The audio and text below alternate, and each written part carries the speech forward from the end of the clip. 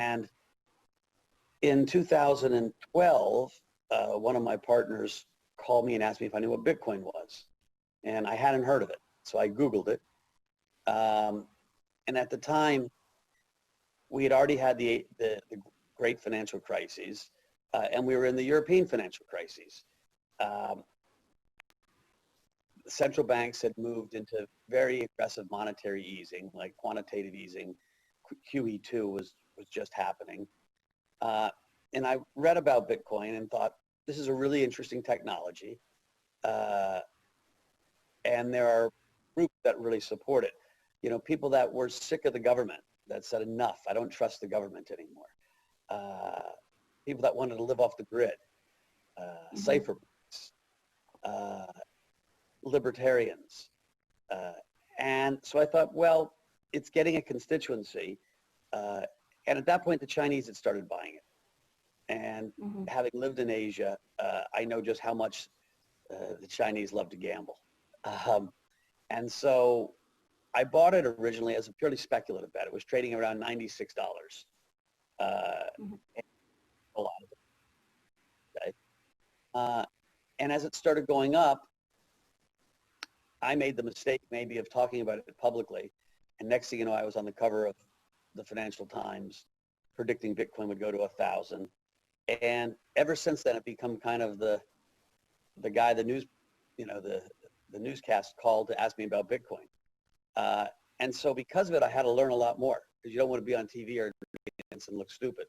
As I researched it more and more, Ethereum, I actually walked into my ex-college roommate, Joe Lubin's office called Consensus. And he was one of the original founders of the Ethereum project. And then I really realized that the group at the core of building this were really revolutionary, that they wanted to kind of disrupt everything. And that there was such a spirit, a revolutionary spirit, a systems change spirit of the group, that it got me very excited. So I bought a bunch of Ethereum and started making lots of investments in the ecosystem, in exchanges, in wallets, in custody businesses, in new protocols, and watched the excitement of the possibility of future change happen in 2016, 17, where we had this crazy bubble. And, you know, bubbles happen around things that usually change the way we live in life, right? The railroad bubble happened and railroads changed the way we live. The internet bubble happened, and man, the internet's changed everything about our lives. There's not a thing in your life that's the internet hasn't affected. That didn't exist only 20 years ago, right? The internet bubble was 1999. The prices were crazy. They collapsed, you know, 75, 80, 90%. But 20 years later, the internet changed everything. And I think the same is going to be true with crypto. We had a stupid bubble in 17 where, you know, where bad projects got priced at crazy prices. And then we had a crash. And now we have real work that's been done, you know, now 10 years in Bitcoin, 5 or 11 years in Bitcoin. And you're starting to see the fruits of that. And it's exciting because this place we're in the world right now financially, with COVID, with giant budget deficits everywhere, with deteriorating relationship between countries like China and the US, which is sad to me, but it's days. All of that plays into the narrative of why crypto is important. And so that's kind of been the journey. I'm more bullish crypto today than I ever have been. But it was a long answer to your question. Fantastic. That's you know, what an exciting story to hear. What you got into the Bitcoin at very early as an, you know, investor first, but actually realized later that it has full potential of revolutionizing everything. I would like to follow up on that question. How would you see the current financial crisis we're in right now? As you said, crypto is becoming much more important than ever before in your own personal opinion as well. But for me personally, I still see majority of the people globally, they don't really recognize the potential of crypto. And why do you think what's missing? And as well, let's separate for a second. Listen, change takes a long time to start with, right? If you think about the internet revolution, the internet revolution, we didn't have the iPhone. Is going to be true with crypto. We had a stupid bubble in 17 where bad projects got priced at crazy prices, and then we had a crash, and now we have real work that's been done. Now 10 years in Bitcoin, 5 years in Ethereum, or 11 years in Bitcoin, and you're starting to see the fruits of that. And it's exciting because this place we're in the world right now financially, with COVID, with giant budget deficits everywhere, with deteriorating relationships between countries like China and the U.S., which is sad to me, but it's the reality these days. All of that plays into the narrative of why crypto is important. And so that's kind of been the journey. I'm more bullish crypto today than I ever have been. But it was a long answer to your question. Fantastic. That's what an exciting story to hear. What you got into the Bitcoin at very early, as an investor first, but actually realized later that it has full potential, revolutionizing. Social experiment in some ways, right? Bitcoin gets its value because you and I say it's valuable. It's not the code, right? Satoshi's code. We could relaunch it, we could fork it and call it Anastasia coin, and maybe it wouldn't be worth so much. It's valuable because of the social construct, because we say it is. And that lane, that rocket ship is taking off, and I think it's going to continue to expand. It's hard to buy still. If you're young like you, it's not. You've got it on your phone on one of your apps, and you buy it. But if you're 50 to 80 and you're not a Coinbase user or a Wobi user, you don't have the agility around your smartphone that the younger kids do. You want to call your the internet revolution. We didn't have. The next few years is all about more and more on-ramps, more and more adoption. And I'm seeing that. We're seeing hedge funds in the United States buy it, right?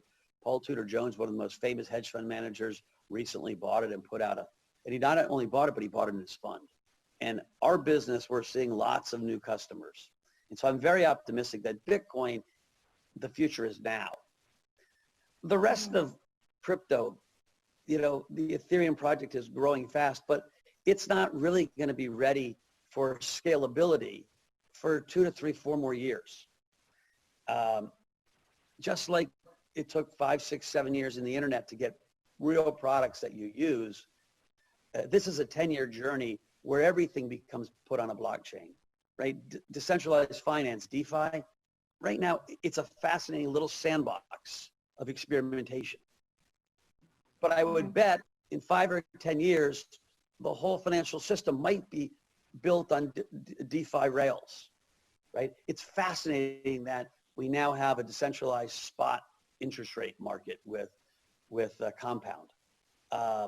It's so early, working out the kinks, how it works, plugging people into it.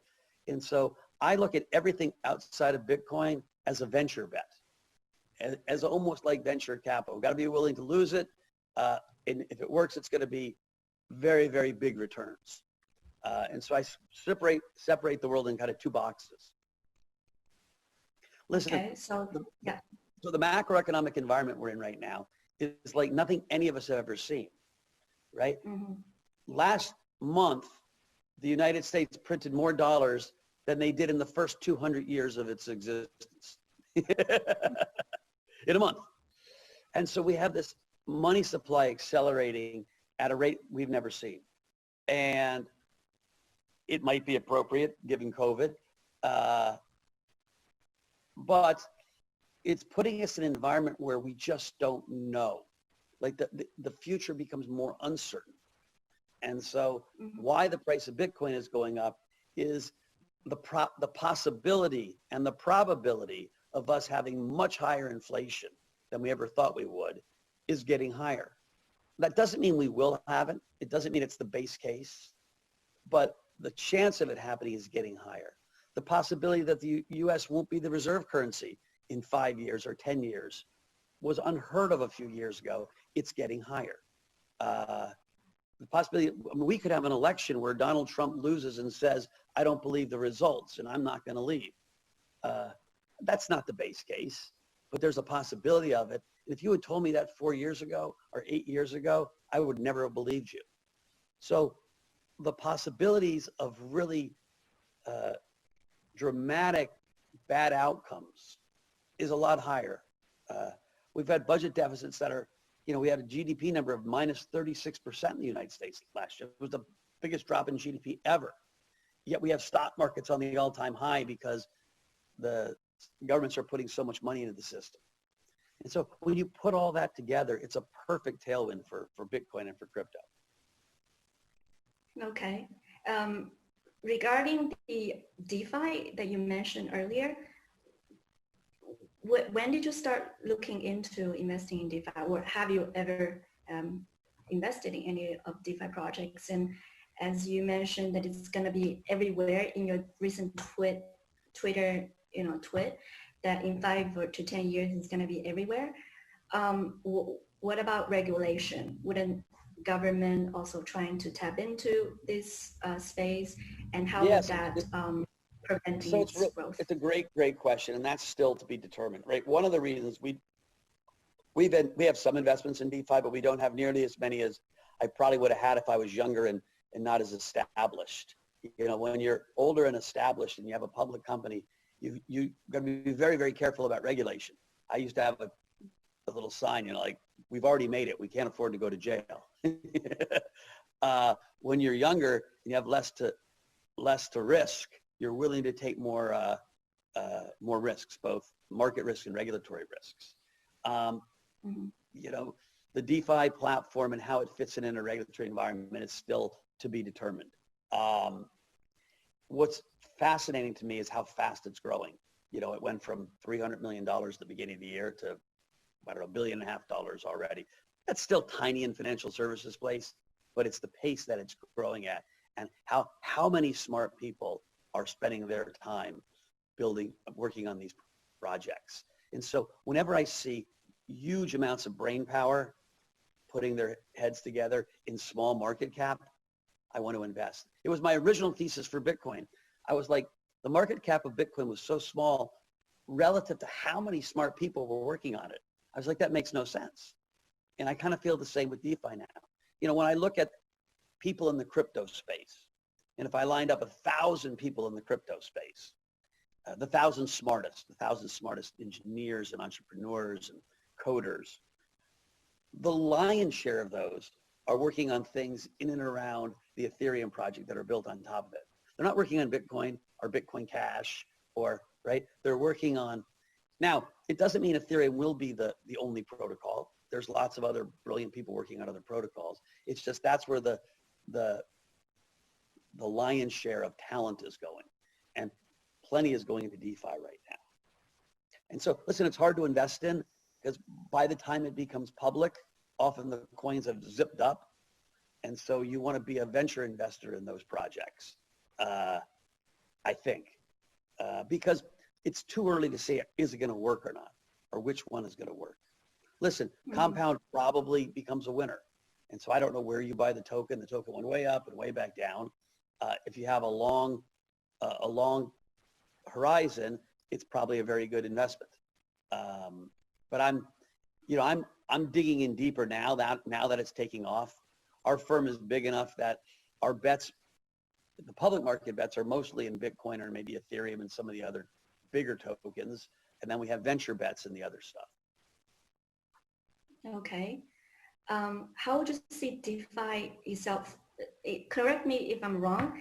When I see DeFi, it's more about trading, swapping those cryptocurrencies, in a swap exchange. How would that relate to real economy in the future?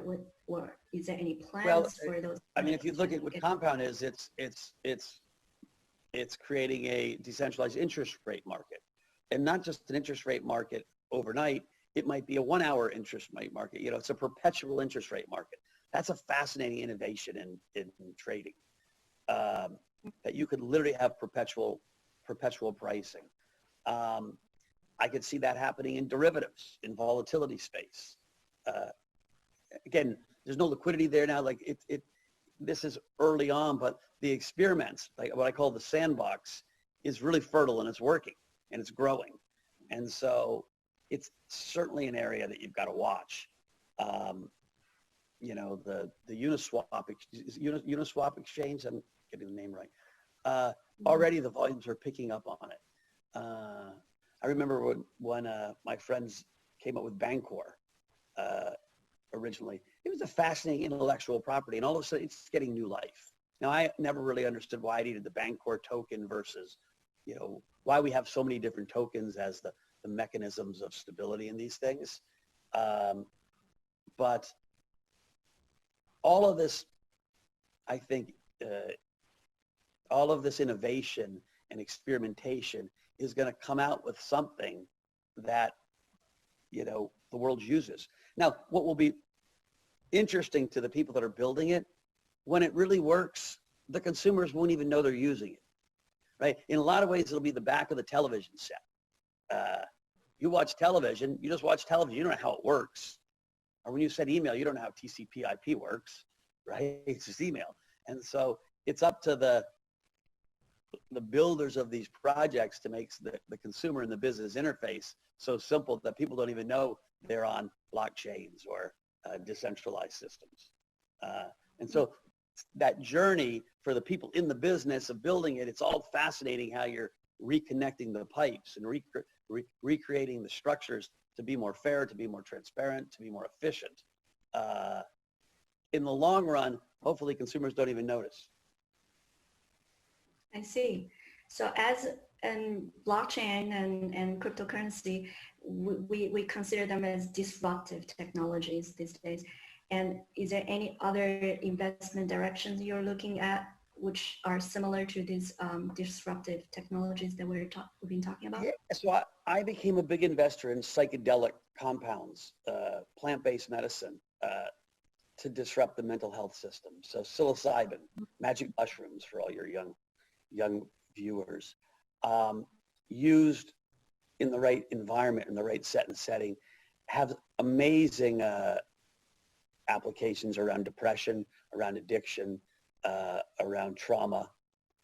And so we've been investing a lot of money in different therapies, different drugs for these therapies. So there's a company called Compass Pathways that I was one of the initial seeders of, another called Atai Life Sciences. And it's the same idea. It's like, how do I disrupt the mental health system, right? Depression is a huge business worldwide, and it's a huge sickness and problem worldwide. And if we can come up with a far better depression cure, a far better depression treatment than Prozac or Wellbutrin or all these SSRIs, like I feel I go to bed with a smile on my face and make a whole lot of money in the process. I do the same thing with my philanthropy in criminal justice. It's how do we have systems change? How do we invest in people and in NGOs or organizations that can help change the system? In the United States, we have a terrible, terrible criminal justice system. And it needs to change. And you saw this summer with all the this spring with all the Black Lives Matter protests, the protests all over America and all over the world, quite frankly. People have had enough.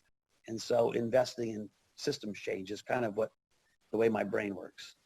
Thank you for the sharing of your thoughts and your vision and your advice for taking the time for yourself, for our listeners.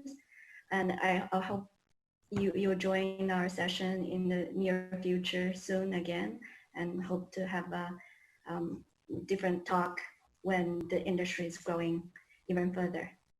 Okay, thank you so much. Thank you so much.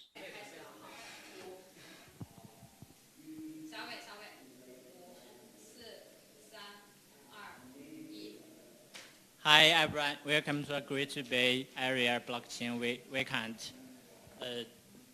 So let's our guest introduce himself. Okay. My name is Yifan, and I'm the CEO and founder of Randy Tech, and our company is in charge of the BSN's R&D and also daily operations. So today I will do some talks regarding the BSN. I'm a reporter from Jinse Finance, China top one blockchain media. So let's start our interview. I have three questions. The first question is, how did the BSN begin and where is the idea from? Okay, the first question is how the BSN begins. So actually, it was 2 years ago, and our company is doing a project with China Mobile and China UnionPay regarding the smart city. And in that project, there's a requirement for the blockchain application. So that's when we did a lot of research on the blockchain and our DLT technology. And after the research, we come up two conclusions. And the first one is we really like the technology, okay, the distributed ledger technology. We think it's an upgrade from internet regarding the how data transmits. And we think it's definitely a revolution of information system.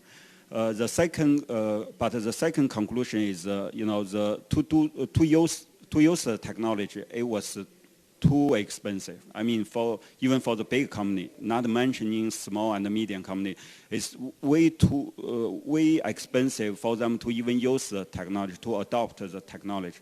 So based on those two conclusions, so we think the blockchain technology will just like internet, how it progress. So at that time, we think, okay, there should be a big network or big environment, and all the blockchain should be, deployed on this environment, and all the blockchain dApps and the blockchain itself can communicate with each other and easily, and you can deploy any dApps to any location in the world, to any data center. So that way, we actually the cost for the deployment and the operation should be very, very low, and also all the dApps should able to call each other, and that will make the environment very, very flexible, and really the innovation can begin. So we look into the market, and we found out there's no such environment, and nobody even doing the same project. That's when we decided nobody does that, then let's do it. That's how we begin the BSN project 2 years ago, and so after 2 years we launched the BSN. Yeah, that's it. The second question is, why are there BSN China and BSN International? Okay. What's the purpose? Okay. In early July, last month, we actually divided the governance of BSN into two entities. One is BSN China, and another one is BSN International.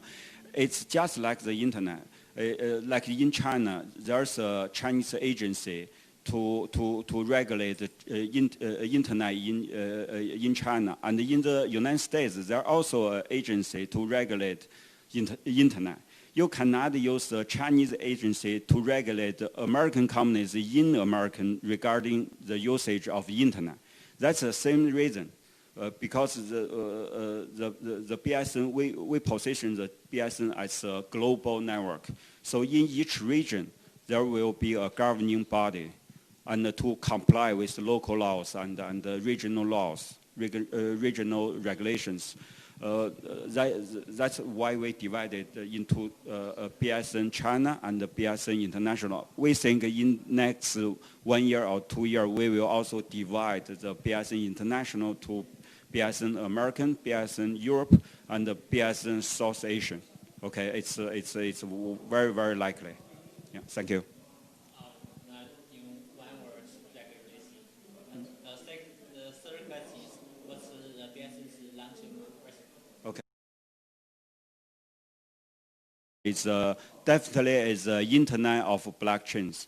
Okay, that's why we are building BSN data center. We call that public city nodes. We're building the public city node around the world in all the major physical data center of the major cloud services. And also we are integrating almost every public chains and every, we call that permissioned frameworks. And also we are integrating more and more public chains. And the third one is we actually, for the BSN, we don't want to build our official portal. We actually provide BSN capabilities to all the websites. So we hope many websites, we call that BSN portal, can serve their end user and developers on their website through BSN's, whatever BSN can offer in the future. So that's how we expand the BSN. And we think one day BSN will become the internet of blockchain, and there will be millions.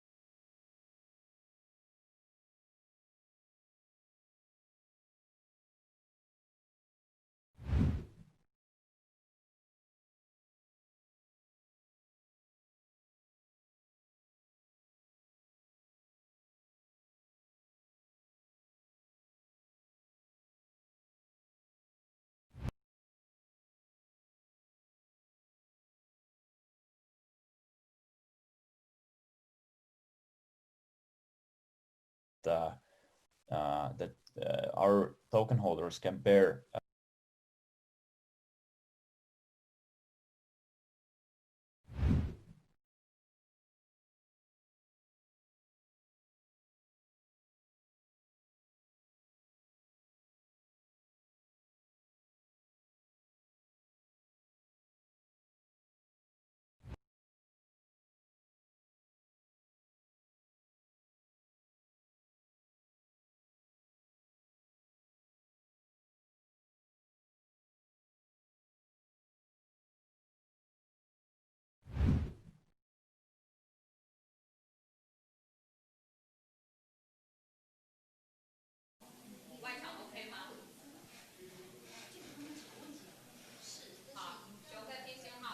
Hello, hello, hello.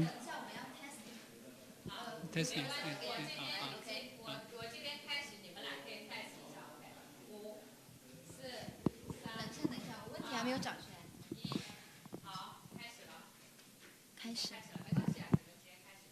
哦 hello everyone. Hello, good afternoon, and welcome to the Cointelegraph China summit. And so we are going to have a short interview with Mr. Jack Lu. And hello, Jack. Welcome, Jack Lu. And would you please say hello to everyone and make yourself description? Thank you. Hi everyone. I'm Jack Lu, founder and CEO of Wenchain. Yeah, I've been in the space for quite a while. I started a project called Factum back in the US. It was in 2014 as a co-founder and CTO. And I came back to China around 2016, and later on started the Wenchain project. So I've been traveling around the world, but spent a lot of time in China. Wow, amazing. And I would like to ask Jack, the question is, the crypto space is changing very fast. What areas should we look forward to in 2020 and the years ahead? Thank you. Sure. The crypto space, I've been here for quite a while, since 2012. It goes up and down, but every time the cycle, is getting bigger, and I think bigger community and more enthusiasm, and also I think many different countries with a stronger support, like China, since end of last year, with very strong support from the China's government. So I see a lot of doors will open for Wenchain, right? I think in 2020, things will get a lot better, right? Big thing is happening, of course, Ethereum 2.0 that everybody is paying a lot of attention to. As an early investor of Ethereum, I spent a lot of time in the area. And of course, Wenchain was a fork of Ethereum in the beginning, of course. And we follow up with Ethereum on a lot of technology advancement and also potential integration as well. Right? And of course, the big topic for today, for the conference, is DeFi. Right? And I think a lot of DeFi projects are coming up in both Ethereum and other areas. But I think for regular investors, for in community, you need to take a look at it after the bear market. Now things are getting better, right? We need to look at the survivors and make sure that you look at the right ones. And Wenchain is certainly one of them, and will become a winner. Wow, interesting. Yeah, just now you mentioned about DeFi, and just like somebody think that DeFi is taking us into a bear market, right? And just like the just like the up market. And so Wenchain has been in this space since the beginning, right? And would you tell us more about DeFi and more about Wenchain? Thank you. Yeah, actually, Wenchain started as called infrastructure for the cross-chain DeFi world, right? And we are trying to build the infrastructure with connections to different cryptos in different chains and bring them into different, applications, no matter where they are, right? And I think DeFi concept of decentralized finance started several years ago, and right after, I'm sure the Ethereum the project started with a smart contract, right? And as a programmer in the space for a while, I know that how hard it is to program a smart contract. And as we can see in the past few years, we see a lot of challenges, a lot of bugs, right? And a lot of hackers in the DeFi space, and of course, very strong regulations, right? And so for the past 2 or 3 years, DeFi is kind of slow and struggle. Of course, more and more assets have been locked in the space, and in the past 1 year or so, I think a group like 10 times. But since June or 2 months ago, things started to change.